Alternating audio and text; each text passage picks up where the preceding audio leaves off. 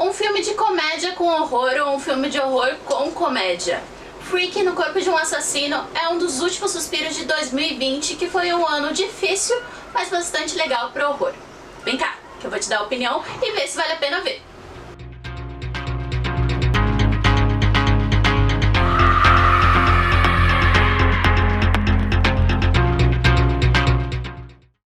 Dirigido por Christopher Landon, que fez alguns filmes da franquia Atividade Paranormal e também fez A Morte Te Dá Parabéns, esse filme chega em 2020 com uma proposta bem diferente, mas que a gente já viu em alguns filmes diferentes que não foram de terror.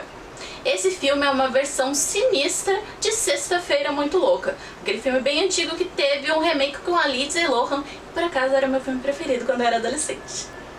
Como o próprio título em português fala, No Corpo de um Assassino, Freak, é um filme que faz a troca entre uma adolescente e um assassino. Eles trocam de corpos em uma trama bem interessante. Eu vi o trailer desse filme antes do filme Tenet, que eu também vi no cinema e foi a pior escolha da minha vida. Mas esse trailer foi legal. Só que acontece que, como todo trailer de terror mais mainstream, ele conta o filme inteiro e eu acho isso muito chato. Isso estragou um pouco a experiência do filme pra mim, porque as piadas que eram boas e que iam me fazer rir não me fizeram, porque eu já tinha rido na primeira vez e piada repetida não tem riso na segunda vez, né? Mesmo assim, eu fui ver o filme porque eu tava curiosa pra ver como que ia ser essa premissa. E o filme já começa como um slasher comum que a gente via nos anos 90, que agora estão meio em baixa, mas prometem uma volta aí, já que a gente vai ter um novo filme do Pânico, enfim, e outros remakes aí que estão vindo junto com essa nova década. Esse filme, ele brinca muito bem com esse gênero de slasher. Ele já começa com os adolescentes ali, que são aqueles adolescentes não muito agradáveis, né, que a gente fica torcendo pra eles morrerem. Pois é. Eles começam a contar uma lenda de um assassino que atacava muitos anos atrás. Como a gente pode ver, já vem aquela referência de assassinos anteriores de outros filmes. E esse assassino sempre ataca na época ali do homecoming, que é quando o pessoal dos Estados Unidos dá uma festa para os alunos que estão chegando, para apresentar a escola e tudo mais. Essa história conta que o assassino The Butcher, que é o carniceiro, ele procurava esses adolescentes que saíam dos trilhos durante essa época para beber, fumar, enfim, fazer coisa que adolescente faz, e matava eles como uma certa punição, né? Esses adolescentes então falam que essa lenda foi criada exatamente para evitar que esses adolescentes cometam coisas ilegais, né, para eles ficarem com medo, e por isso há muito tempo não tem festa naquela cidade, né, uma cidadezinha pequena, enfim. Pois bem, em uma velha cena de separação do grupo, a gente tem o primeiro assassinato, que acontece numa casa em que tem vários objetos estranhos, que é uma das personagens que tem um pai que coleciona coisas muito loucas de vários lugares do mundo. O assassino então começa a matar um por um, porque ali ninguém merece ficar vivo, e ele encontra uma faca muito diferente que tá ali em exposição, e essa faca fala pra ele ir até ele, pede pra possuí-la, enfim, uma faca que obviamente é uma faca sobrenatural. Ele pega essa faca e sai por aí.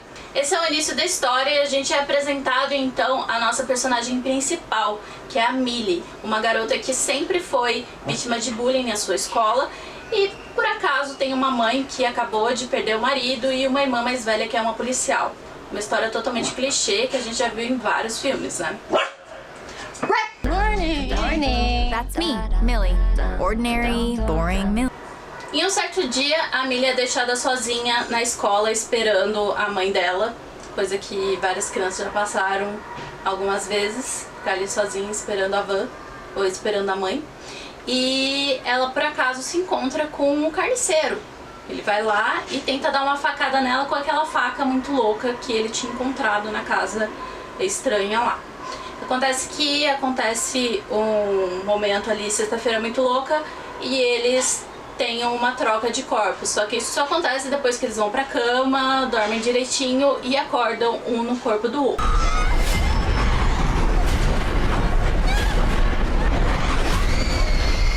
Bom, aí a gente tem aquelas cenas muito clichês que a gente tem nesse tipo de filme, de pessoas que trocam de corpo. Ela acorda naquele corpo horroroso de um cara de meia idade, com os dentes Where am I? I didn't get killed. Oh my God, why do I sound like that? I woke up in the killer's body.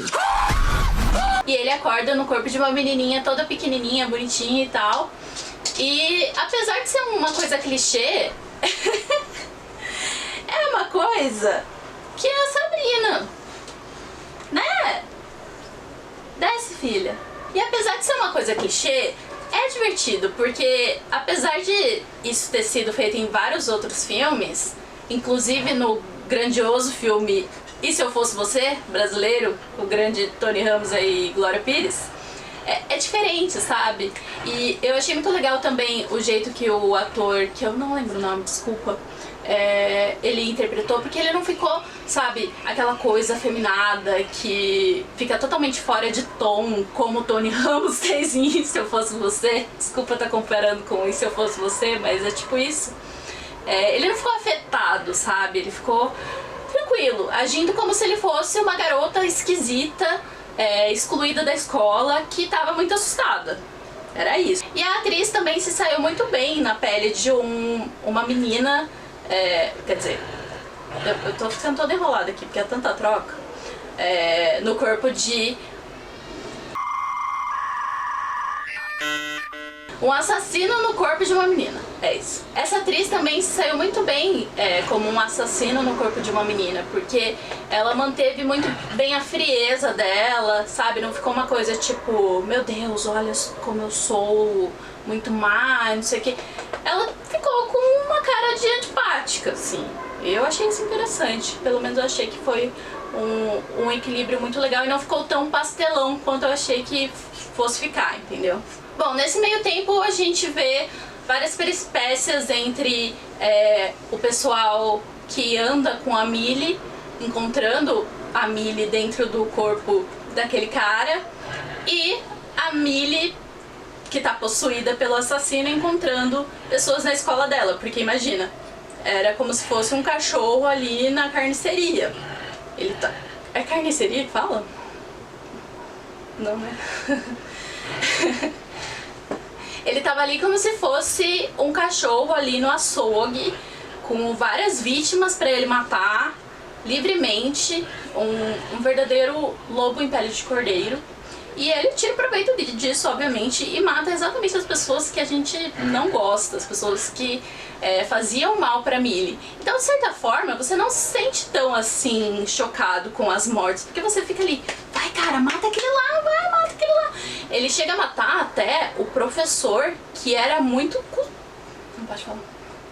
Ele chega a matar até um professor que era muito babaca com a Millie, maltratava ela mesmo, um cara ridículo, e você fica assim, vai, mata esse cara, vai!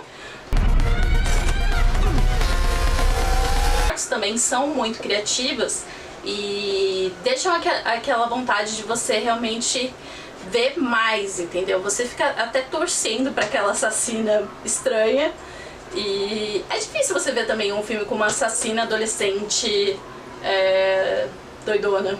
Então, assim, é interessante você ver isso. Outro destaque também são os amigos que ajudam a Millie, né? Ela tem um amigo que é gay e outra amiga que é negra. E tem uma piada muito interessante que tem até no trailer, que eles falam, meu Deus, eu sou gay, você é negra, a gente vai morrer primeiro. Isso é um filme de terror, tipo, isso é perfeito, porque a gente sabe que sempre quem é minoria se ferra mais nesses filmes e são os primeiros a assumir. Então eu achei muito legal que esse filme zomba com esses clichês que ficaram muito datados dos filmes dos anos 90 e 80, né?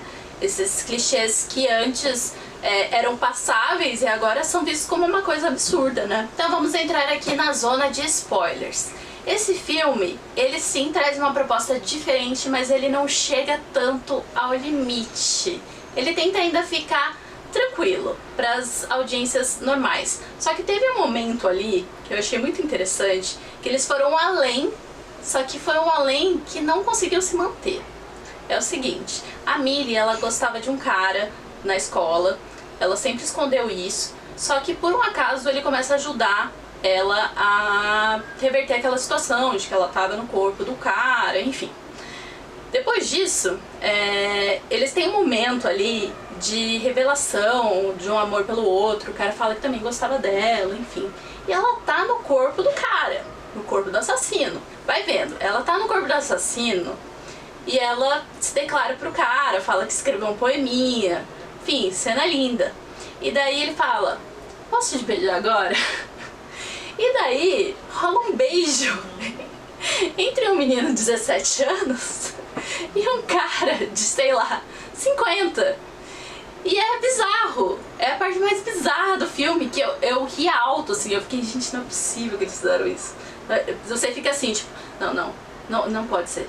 Não, tá chegando perto, eles vão se beijar, meu Deus, e daí pá, eles se beijam. E tipo, aquilo foi genial, cara. Foi assim, um momento total de quebra de expectativa que a gente ama no humor com horror. Isso que é o horror junto com o humor. Quebra de expectativa total. Então a gente tem aquela cena e ela é totalmente perfeita naquele filme, porque é uma coisa bizarra e ao mesmo tempo engraçada. Só que acontece que a bizarrice acaba por aí, sabe? Eu preferia que o filme fosse realmente por um caminho bem mais bizarro, porque eu gosto mais de filmes que são mais bizarros. Só que acontece que, obviamente, esse foi um filme feito mais para as grandes massas, inclusive chegou no cinema aqui de São José dos Campos, interior de São Paulo, e isso é muito raro. Então, quando a gente chega no final, a gente tem aquela cena em que a Millie precisa dar uma facada de volta no cara que tá com o corpo dela pra poder fazer a troca. E naquele momento, tudo dá certo. E é meio chato, sabe? Porque tudo sempre vai dar certo pra aquele filme teen feliz e coisa linda. Nem todos os filmes teens e felizes têm um final previsível. Então acho que é até meio que uma ofensa ao gênero, porque assim, eu gosto muito de comédia romântica. E tem comédias românticas que são muito boas, com finais muito bons. Então, sabe, pra que reproduzir isso? Desnecessário. Então tudo dá certo, ela fica com o menino, os amigos ficam felizes, o cara acaba indo pro hospital porque ele levou vários tiros. E o que acontece, no caminho do hospital, ele consegue fugir. Ele levou vários tiros, mas ele consegue fugir. Acontece que ele, o que dá a entender é que ele tem uma origem sobrenatural, realmente. Ou ele é tipo um Jason que pode levar várias porradas, mas ele sempre volta no próximo filme intacto. Bom, a gente não sabe. Mas pelo começo também dá a entender, pelo jeito dele surgir do nada naquela casa, parece até que um dos personagens meio que invocou ele. Então isso quer dizer que talvez ele realmente seja um cara meio atemporal. Enfim, fica tudo lindo e maravilhoso de repente. Só que a gente tem meio que uma cena pós-créditos ali, que a Millie tá em casa e tá tudo certo. Só que ela vê que a casa dela foi invadida de novo por aquele cara. Eu acho que o diretor pensou assim, a gente precisa de uma cena da Millie de verdade enfrentando o Butcher de verdade. Assim, só por querer mesmo. Ele queria um clipe pra, sei lá, colocar no portfólio dele, talvez. E daí a gente tem uma cena de luta ali, e você fala, meu Deus, a Millie vai morrer e, nossa, ferrou, o Butcher vai voltar. Mas na verdade ela consegue ali matar ele, destaca ali uma madeira nele e ele morre. E daí ela olha pra câmera e faz uma frase de efeito que eu achei assim, totalmente desnecessário e uma quebra de clímax total. Eu acho que eles podiam ter surgido com soluções mais inteligentes e mais criativas para esse final. Se eles queriam que fosse um final feliz, eu acho que eles deveriam ter feito uma coisa muito mais gore, por exemplo.